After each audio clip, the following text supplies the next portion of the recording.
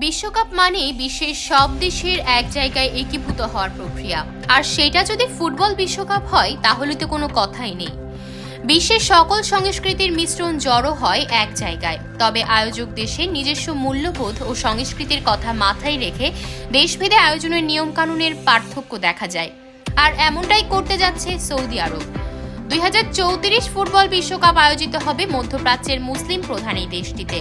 ধর্মীয় রীতিনীতিকে মাথায় রেখে তারা এই বিশ্বকাপে মদ্যপান নিষিদ্ধ করেছে।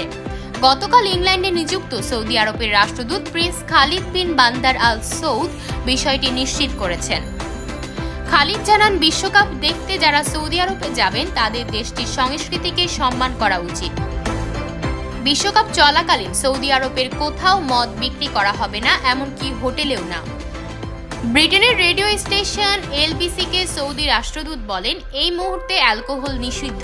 অ্যালকোহল ছাড়া অনেকভাবেই মজা করা যায়, এটা শতভাগ প্রয়োজনীয় নয়। আপনি পান করতে চাইলে সেটা দেশ ছাড়ার পর, কিন্তু এই মুহূর্তে অ্যালকোহলের অনুমোদন নেই। 2022 সালে কাতার বিশ্বকাপের শুরুতেও অ্যালকোহল নিয়ে আলোচনা হয়েছে। আয়োজক দেশ কাতারে অ্যালকোহল পাওয়া যাবে কিনা এটা ছিল আলোচনার বিষয়। স্টেডিয়ামের আশেপাশে অ্যালকোহল বিক্রি নিষিদ্ধ থাকলেও হোটেল ও স্বীকৃত ফ্যান পার্ক থেকে অ্যালকোহলযুক্ত পানীয় কিনেছিলেন দর্শকরা।